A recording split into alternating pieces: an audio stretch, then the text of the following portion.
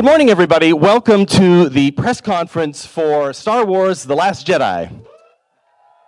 I feel like I know almost everybody here, but my name is Anthony Bresnikan. I write about Star Wars for Entertainment Weekly. I'll be your moderator today, but this isn't so much about me asking questions. This is your time to ask questions of the cast and writer-director Rian Johnson. We're going to bring out our cast, and they are flanked by some very special guests from The Last Jedi. Please welcome them. The Praetorian Guard. All right, so I'm going to bring them up one by one. We're going to begin with Rian Johnson, the writer-director of The Last Jedi. Mark Hamill, you know him as Luke Skywalker. Daisy Ridley, a.k.a. Rey. Adam Driver, Kylo Ren. Oscar Isaac, Poe Dameron. Yes. John Boyega, Finn. Hey. Kelly Marie Tran, the new character, Rose Tico. Laura Dern, who plays Admiral Holdo. Yeah. Domhnall Gleeson, General Hux. Gwendoline Christie as Captain Phasma. And Andy Serkis as himself. All righty. Welcome to the press conference, guys. Thank you all for being here, joining together in one place to talk about this movie, which you guys have seen, but they have not. But they have a lot of questions for you. I'll begin with one that I hope you can all chime in on, and that's just the tone of this movie.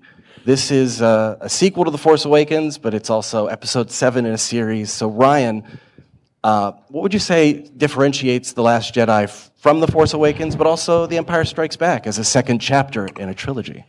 Well, and first of all, thank you guys for all coming. This is very, very exciting. It's a second movie in a trilogy, and I think we've been kind of trained to expect it'll be a little darker, and obviously it looks a little darker. And the thing is, though, for me, I loved the tone that was established of the original films, and also that JJ captured in The Force Awakens of fun. And that's to me, it's a Star Wars movie. First and foremost, we were trying to make it feel like a Star Wars movie. And that means you have the intensity and you've got the opera, but it also means that it makes you come out of the theater wanting to run in your backyard, grab your spaceship toys, and make them fly around, and that's a key ingredient to it. So we're going to go to some intense places in the movie, but I hope also it's fun, it's funny. I don't know, you've seen it. Yeah, you guys have seen it. For some of the cast who was in The Force Awakens, how would you say this film feels differently? My answer will be in direct proportion to the amount of screen time I have. Yes. It's like a whole other movie. Oh, Mark, guys. John, how about you? Sorry, what's the question? Question is, how would you say this film feels different from The Force Awakens? What sets it apart from that film? I just think the story's moving forward. I just feel like the JJ had a blueprint, a foundation in Force Awakens that was pretty good, and now it's about it was good, and now it's about moving forward with the story and just challenging the characters, and all the characters are under intense pressure, and so it's a timing which everyone has their own specific reckoning, and it's all different. It's like a lot going on. I've only watched it once, and the first thing is that I want to watch it again because of the amount of information and Easter eggs in there as well. Yeah, I think the thing as well is that with often with the second chapter in a story of 3, because the first one kind of sets the tone and the world and the new characters, it introduces them. In the second one, you don't have to spend so much time doing that. You can really just delve into the story, into what's happening, like John said, to the conflict of each of the characters. I think what Ryan's done so incredibly well is that he's challenged deeply every single character, including the droids, with the biggest challenges they've ever faced, and that's how you're able to really get to learn about them on all sides of the spectrum, from light to dark. It's like he's found a way to get to the central point of that character and try to challenge them as best as he can. And I think it's really amazing what he's done. Daisy and Adam, do you have any thoughts on how the film feels differently? I agree with that. Thank you. I mean, the biggest thing for me when I read the script, because, there's, even though you try and avoid what people are saying, it's hard to. And because people responded well to John and I as a team, I was a bit nervous about not being a team so much in this one. So I think for me personally, it was a challenge. The film was a challenge, and it was, I don't know what it was like for anyone else, but to be in different combinations of people. So in itself, we're already, we're in different situations, we're with different people that we are learning about, we're meeting for the first time. So felt pretty different for me. Let's hear from the bad guys. The bad kids always sit in the back at the far end. Domhnall, Gwendoline, Andy, any thoughts on just the tone, that how this movie it distinguishes itself among all the different Star Wars films?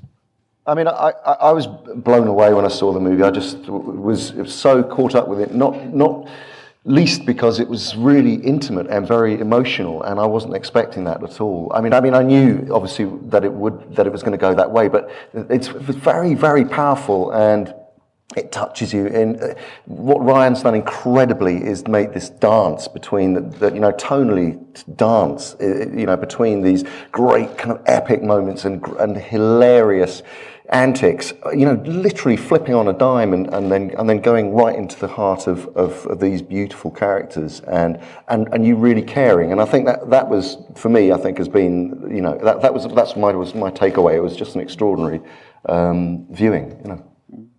I was delighted by the film, and what I was surprised by was that Star Wars has always been, I think the reason why it's resonated with us all so deeply is that it's our foundation story of good against evil, and where that balance is, and how we see elements of characters we've never seen before, things that can be unexpected. But there is something about this film, and I think it's because the world that we live in is a changing and evolving place, that it retains the simplicity of those elements, but it really resonates with what it is to follow your own human, dark, narcissistic tendencies, where that will take you. And I love that. It's done so beautifully aesthetically too. I didn't go to the screening, so... he had a thing. Yeah. No, I don't know. I'm excited. You're going to see it. In the movie, any sense for just performing in it? No, that's why I wanted to wait and see it with a huge crowd and see it the way I saw the Force Awakens, which was just with a load of people losing their minds. But then I heard these guys lost their minds, so I was kind of annoyed I didn't go. I'd like to talk to some of the newcomers to the Star Wars universe, and that includes you, Ryan. You're the boss, but you're also the new kid in a way, coming into this film. I'm like the new boyfriend at Thanksgiving dinner. Well, from what we don't know a whole lot about Admiral Holdo, but we know she's kind of the new boss. She's a new leader in the Resistance. Is there a little bit of you in Admiral Holdo? Oh, Very much so. I would be thrilled if there were. Laura Dern could represent any part of me in life. I would be thrilled. Yeah, Holdo. I mean, Laura. I've been wanting to. It's a dream to get to work with her, and the character that she plays and all of its glorious purple-haired wonder is. We were really able to dig in and do some really exciting, fun stuff. And Laura, I know that at the moments on set where suddenly you would catch my eye and you would say, "This feels like we're making an independent film." Those were the moments that I was yeah, it kind of does, and I think that feels really good. And that kind of intimacy of the process, I think. I don't know. If Laura Dern's telling you that, then you may be on the right track, I guess. But yeah, I hear you. So. Kelly and Laura, I know you're there to do a job and be professional, but is there any part of you that geeks out a little bit when you start working on a Star Wars film? Every part. Every part. I'm trying not to cry right now because this is so weird and different. Yeah, I feel like Ryan has said this before, but it definitely feels like you have to find a way to just do the work, and and kind of block everything out, but then C-3PO comes up and you're like, oh, good. So you're constantly figuring out, how can I figure out how to work in this environment? And then you're like, but also this is awesome. So it's kind of a balance, right? Yeah. Yeah. And just to add to that, what Ryan spoke to, that he does so beautifully, as well as Andy was describing, the intimacy of discovering each character's conflict, which is just extraordinary given the enormity of the cast, that he gave us that in the experience of the workplace. And it was shocking. And Oscar and I always talked about just how stunned we were that we were in such a massive environment and did feel like we were, making a indie movie, and you were always encouraging us to try things and explore character and explore this duality of the light and the dark within characters. The movie speaks to so beautifully, not just that there are alternative universes, but that lies within, which seems to be the place that George Lucas first started, the mythology of that, and it's just so brilliant. And a group of us sitting together watching it for the first time was amazing, because it was like we were with 3,000 people. We were rubbing it in on Domhnall. standing up, crying. Domhnall, you hear that? You missed something. It's a lifetime. Oh, gosh. Hope you're happy. Well, I want to ask Domhnall and Adam about your two characters, Hux and Kylo Ren. Had a really interesting relationship in The Force Awakens that I understand is expanded on in this movie, where Snoke sort of plays them against each other. They're allies, but not really. I wondered if you two could talk about their bond or lack thereof as we enter this film. I think it's definitely there's a competition, and it's maybe yet to be discovered where that comes from. I mean, if anything, I think that's more of a testament to kind of what everyone has been saying of Ryan's inability to not mind the character in every moment, which seems like an obvious thing, but he doesn't. So he knows that spectacle won't mean anything if you don't care about anything that's going on, which again seems very obvious, but I think it's a really hard thing to balance with this many moving parts in the scale of something like this. It's so I love playing those scenes, especially with Domhnall, because he's a great actor, and there's nothing is kind of taken for granted. Where this happens and it moves on. If anything, Ryan slows the pace, and when there's not a moment that's taken for granted. It's always broken up into little pieces, and the story in our mind comes first before an explosion. Is there like a corollary in our world to the relationship that they have? That's dangerous water. Okay. I don't want to plunge in. No, I think like rival co-workers or brothers. Nobody. Oh, I see. I don't know. I think it's funny. Like there's just such a huge amount of drama going on in that group of people, but then also just a huge amount of bitchy infighting as well, which I think is really fun to see them kind of really hurt each other from the inside as well as from the outside. The united front thing is difficult for them sometimes. But it was just, I'm not good. I think it's just a privilege to be in the film. It's very good. I think we'll open it up then to the audience for some questions. And just raise your hand. We have some microphones that are going around, and I'll try to call on as many of you as we can get. Wow, that's a microphone. There are lots of folks out there. Let's ask this gentleman right here with the goatee. Yeah. My question's for Mark Hamill. With Luke training Rey in this movie, it seems like he's in the position Yoda was with Luke in The Empire Strikes Back. Is it sort of like when your parents say you'll understand when you're older? Does he finally learn some of Yoda's lessons now that he's the teacher?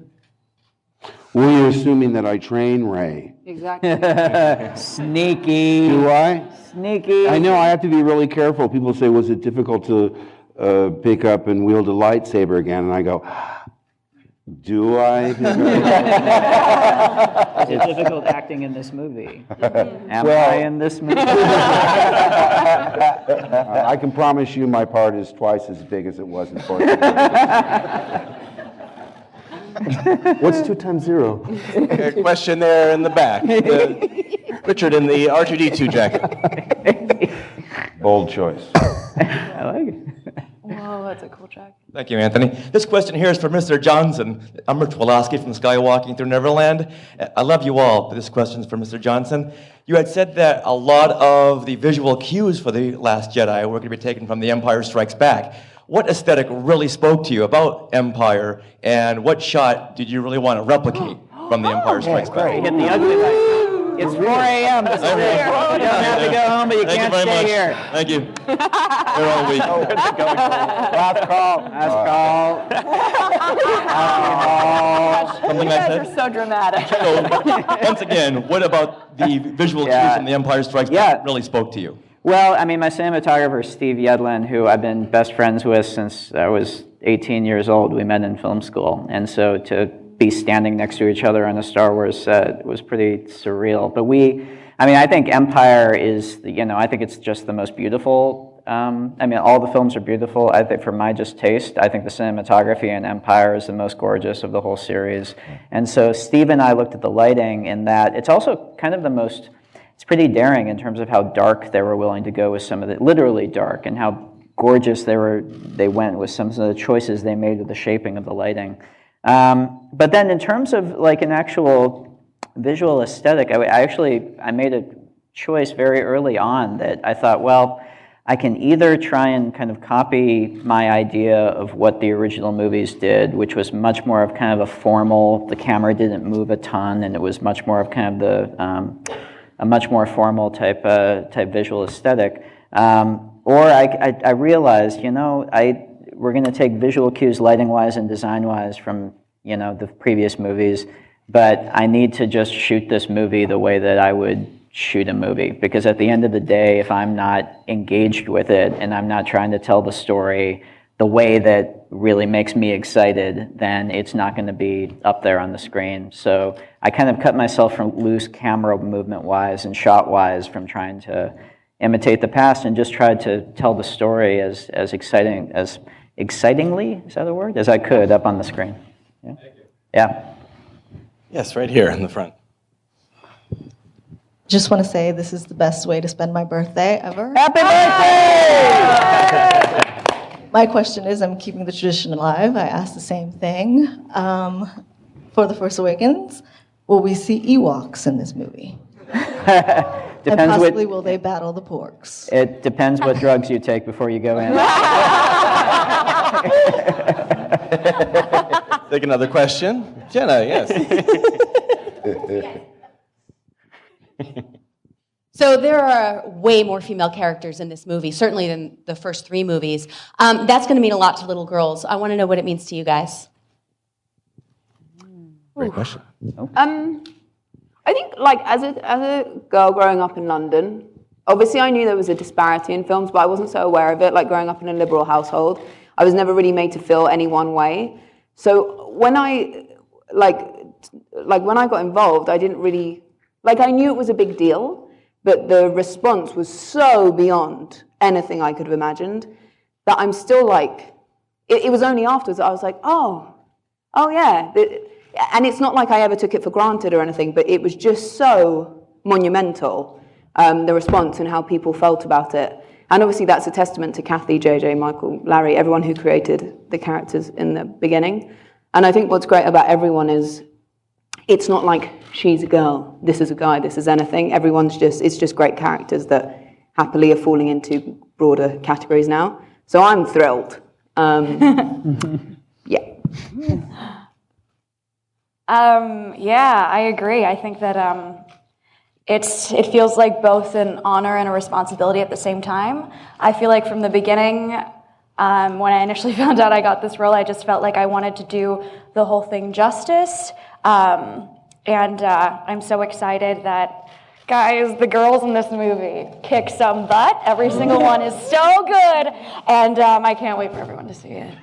Yeah.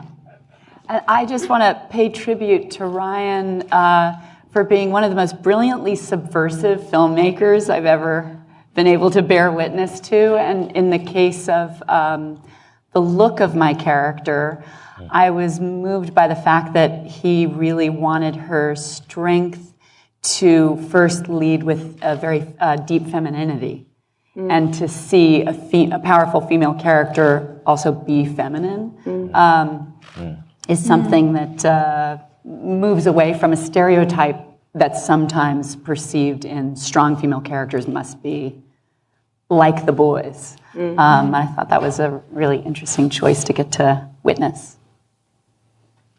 Gwen. Let's take another question here. Yes, right here in the front. Gwen. Oh, sorry. I'm sorry. I don't want to get on Captain Phasma's bad side. Please. I was so delighted. I wasn't cast in the first Star Wars film yet when I heard about the casting. And I was utterly delighted to see that there was a more representative selection of actors that were going to be in these incredible Star Wars films. And that has continued. And everything that my amazing colleagues say is absolutely right. You get to see women that are not being strong just because they're acting like men. They're doing something else. And also you're seeing a developed character, or at least a developing character, that's showing some complex character traits. And I'm just delighted about that. I'm delighted that something as legendary as Star Wars has decided to be modern and to reflect our society more as it is. Very well said. Okay, yes, right here in the front. This question goes out to Daisy, Adam, John, and Oscar. Last Force Awakens, you were the new kids on the block. You had Carrie, Harrison, and Mark to set the tone and lead the way for you to step into these roles. You guys are now leading the way for a next generation of actors to come into the Star Wars world. How much did that place any kind of onus on you and any sense of responsibility in addition to that inherent to your performances? No, I don't think so. In that, the lesson that I learned from the first one from Mark, Carey, and Harrison is the not so much telling you, and other people that I've worked with, is not telling you what your experience is going to be, because we're all different and we see the world differently. And that's kind of an obvious thing, but kind of similar to almost the question before. It's hard to impose an idea on someone that you kind of don't know. I think it's everyone's relationship to, certainly within them, I would imagine, is different, and that's kind of for them to discover. And it's almost more generous to, give someone space to make it personal to them. I'm not really sure what that means, but more that they weren't kind of let me tell you what it's going to be like, because no one really knows. And I think that they would say, even for them coming back to the movies, to this movie after so many years, that I think maybe Mark can speak better to this, that even they have to figure out what it means to them. So I think that's they're kind of lead by example people. That's kind of what I'm avoiding saying, because it's so cliched, but it's more powerful, I guess, when you see it in action. So I think that none of us took it upon ourselves to tell people how it was going to be for them, because we're not them. I don't know that affected our performances in any way. I think everyone was just as equally terrified to figure out what we were doing, and make sure we were looking at space and.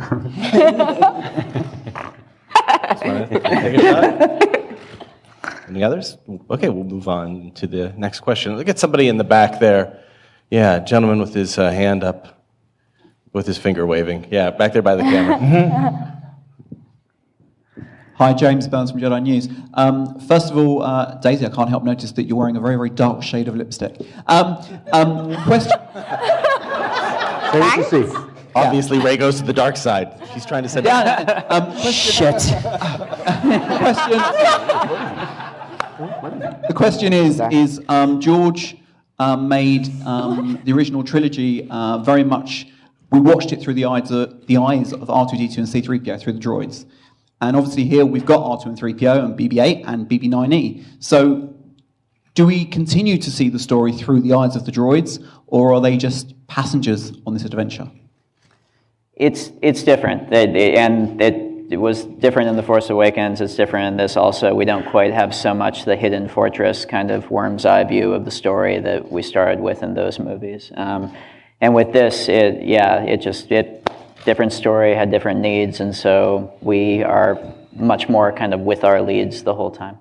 I'll just quickly add, what I think is amazing about the film is that every character, I don't have a big film knowledge or anything, so I'm not like, oh, this is, so I never understood the structure of what the Star Wars was and what anyone was trying to fulfill, so just as me watching it, I think you really follow the story because you're with every character. Like everything you need to see is happening on screen. You're not seeing things happen off screen that have happened off screen. So people are asking questions on screen, they're getting answers on screen, they're having their adventure on screen. So you're with everyone every step of the way. So how the story's unfolding. And I think it makes for compassionate viewing because you're really understanding both sides, why people are doing the things they're doing and how it's being fed from everywhere and how things collide and the consequences of people's actions, how they're directly affecting other people. All right, we'll take another question. There in the back, the woman had her hand up. Right there. Yes, you. Hi, I'm with Kathy with Bel Air Mommy, and I am a huge Star Wars fan, and I believe every movie we walk away learning something. And in this particular one, what is it that we will be walking away learning? Everyone's looking at me. Again, I think that, I think that's a personal kind of thing. For probably some, it will be nothing. For others... on the poster.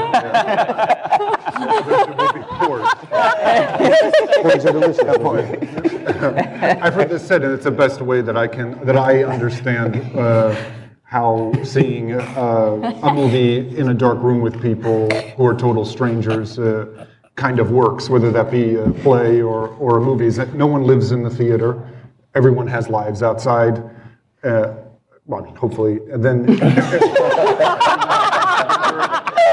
a kind of collective intelligence that happens in the room, and what is rewarding about it is realizing that you all are having a different experience, but at the same time, the same experience, and whatever your life is outside, whatever circumstances, whether it be death or drugs or birthdays, or it doesn't have to be so dour. You bring into the theater, and whatever is happening in the movie, obviously where you are in your life, I think speaks to you in a different way than anybody else. So it's a hard thing to kind of blanketly say, I think you'll feel this because again, we're not you, So that's what I think. So potentially nothing is.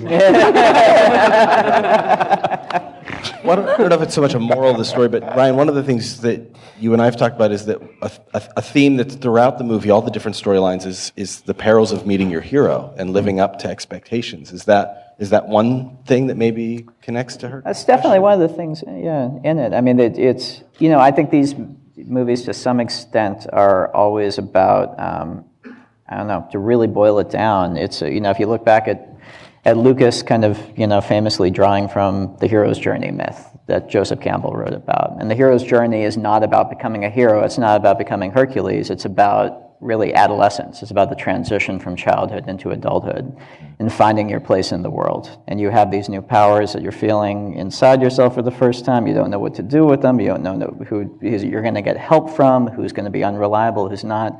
Navigating those very tricky waters that we all have to navigate. That's why it's so universal. So part of that is your relationship to heroes and people you thought were your heroes, people you don't expect who become your heroes.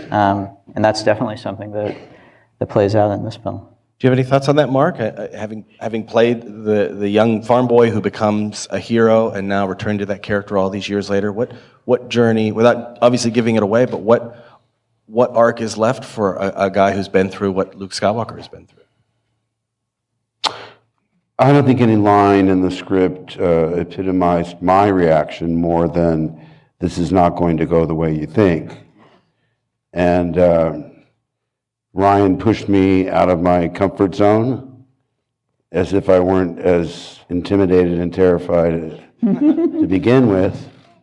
But I'm grateful because you have to trust someone, and he was the only Obi-Wan available to me, not only in my choices as an actor, but my choices in sockwear.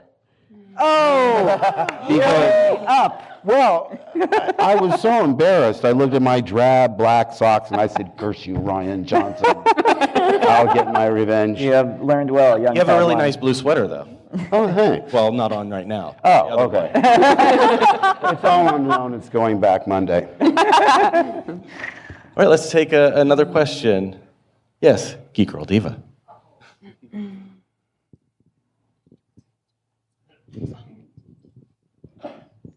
Hi there. Hi. So Laura mentioned this a bit, talking about that you felt it was more of a kind of an indie film sort of feel. And there's been a lot of questions. I'm just going to throw this to anyone. There's been a lot of conversation and questions about how this is like the other movies. What I want to know is, how is it for you? How is it different than any of the other movies? It's longer.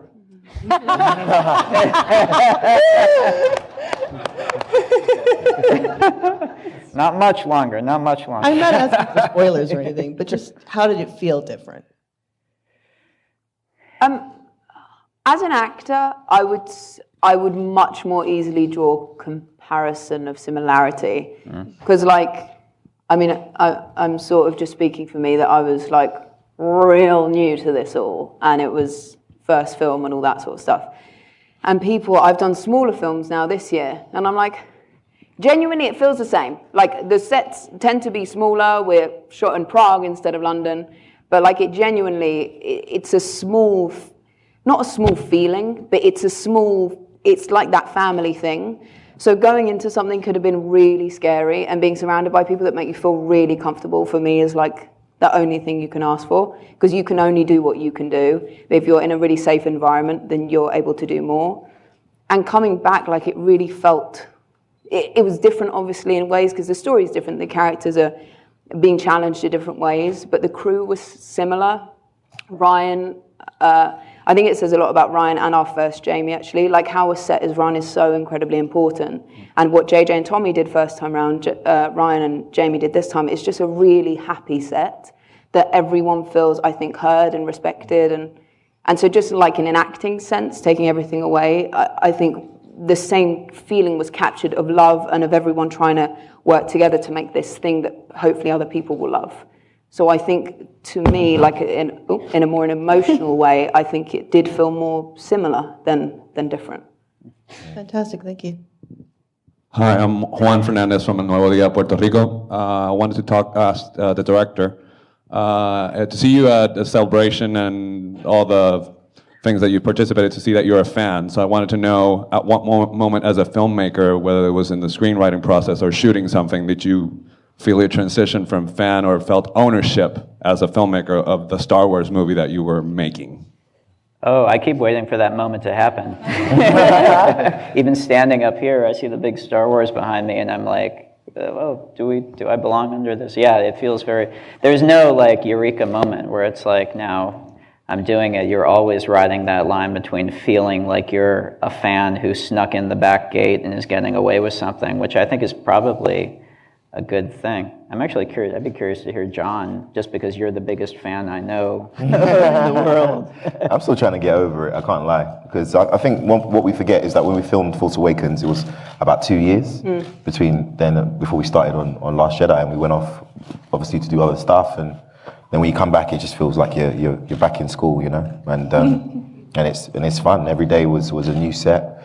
the practical effects, I think, like doubled on this movie. The sets were bigger, and it's always exciting and amazing. But as everybody has said, you still feel an intimacy when you're doing these scenes, you know, an independent with a big budget. You know what I mean? Big ass budget. A big ass budget. Anyone else want to? I love, Oscar, how you described yesterday all of us watching the roll at the top as the lights went down. Yeah. And even though all of us feel giddy that we're excited about being part of this, suddenly you're an obsessed fan regardless. Yeah. That sounds great. We're going to take one more question. Jermaine? Oh my God. Hey everyone. Obviously, the death of Han Solo is a huge moment in The Force Awakens, and I'm wondering how impactful is that, without spoiling anything, to the characters who knew him in the last movie and the previous films?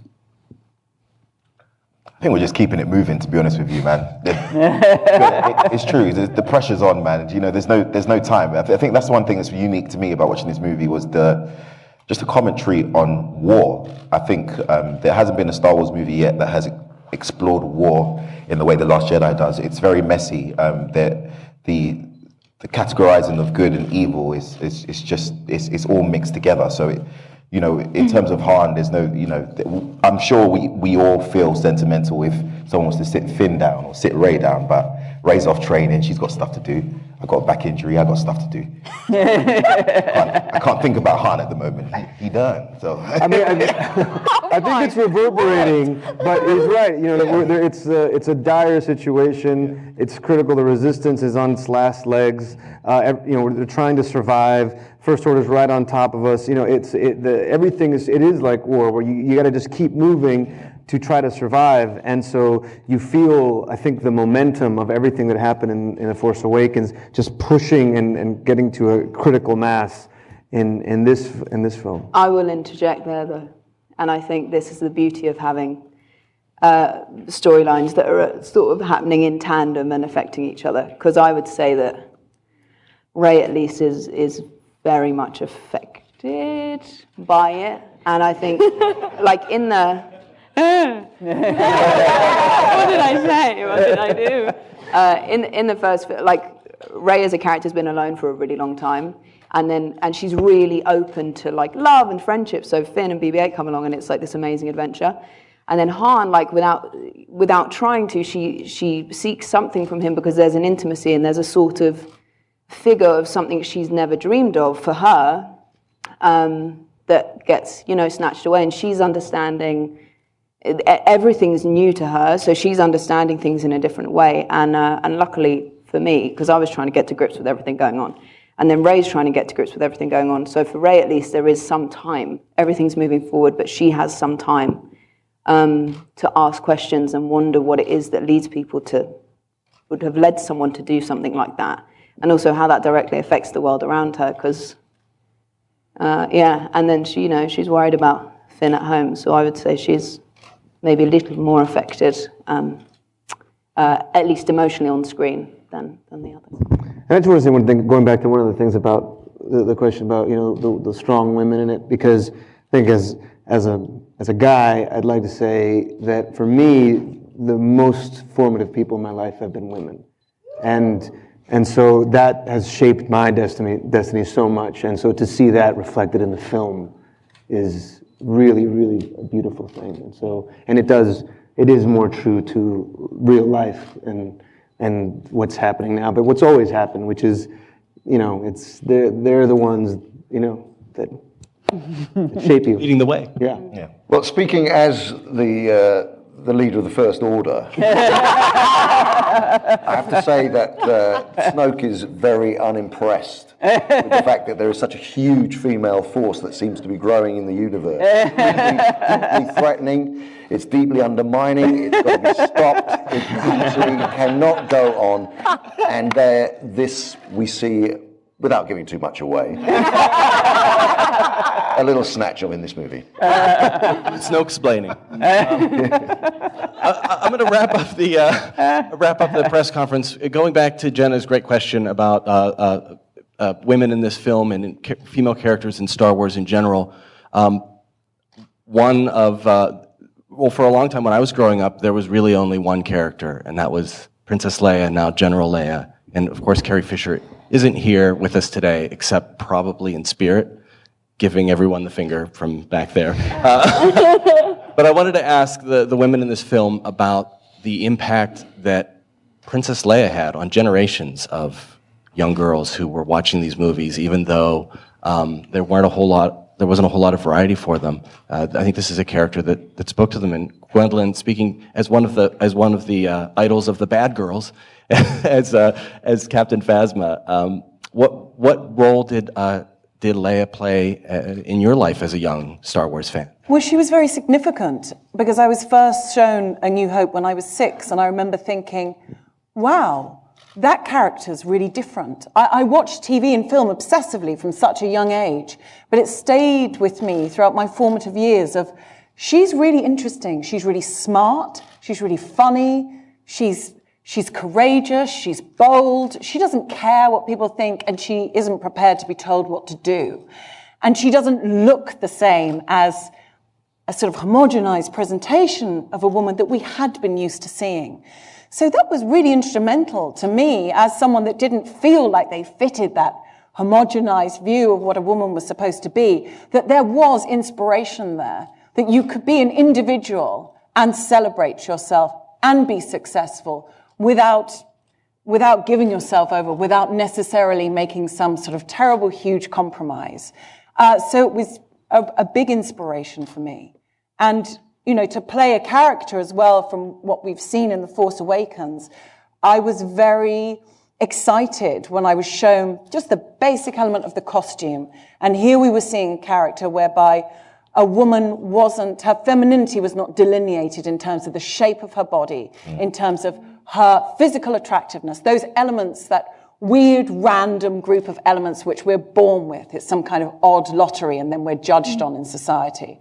And I was just delighted to be able to have that opportunity. Any other thoughts? Beautiful. Laura, how about you? Do you have any thoughts on the impact of Carrie Fisher and Princess Leia in pop culture in general? Well, endless thoughts, and also a profound impact that she made on me as a girl. I mean, spoken so beautifully by Gwen, so I'll just speak to this present experience to say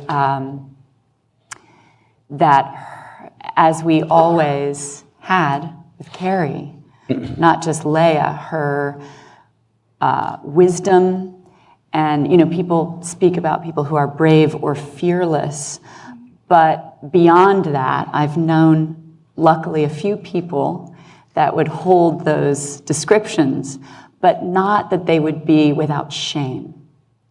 And that's what moved me the most about the icon she gave us, but also what she gave us individually and personally, which is to carry who she was so directly and to be without shame and to share her story and to expect nothing less from any of us. And the privilege of watching how Rian has so beautifully captured all of that and her grace and this amazing, beautiful, pure performance. But also, I think she found an equal irreverent, subversive, and they had this dance that gives us this performance that I was just so moved by. Well, how about Daisy and Kelly? Any thoughts on the legacy of Leia and Carrie? I don't think I can really follow that, except to just say if Carrie's daughter Billy is, I think, all of those qualities. She's smart and funny and shameless and wonderful.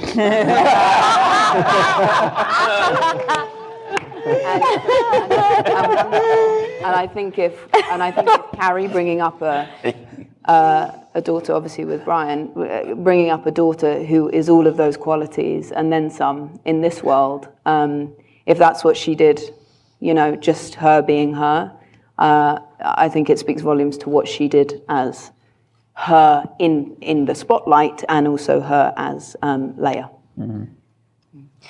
Yeah, I agree with everything that was said. I think that something about Carrie that I really look up to is, and something I didn't realize until recently, was just how much courage it takes to truly be yourself when you're on a public platform or when possibly a lot of people will be looking at you. And she was so unapologetic and so openly herself, and that is something that I am really trying to do, and it's hard.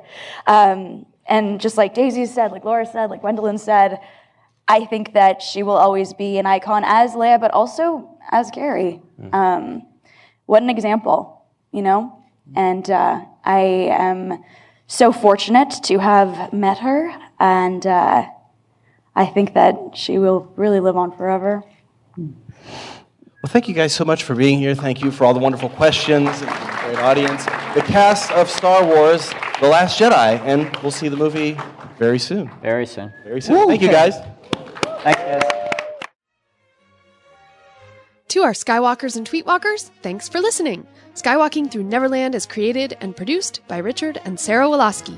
Original music by Rob Dellinger. Creative consultant Mark Ogushowitz. Technical advisor Peter Heitman.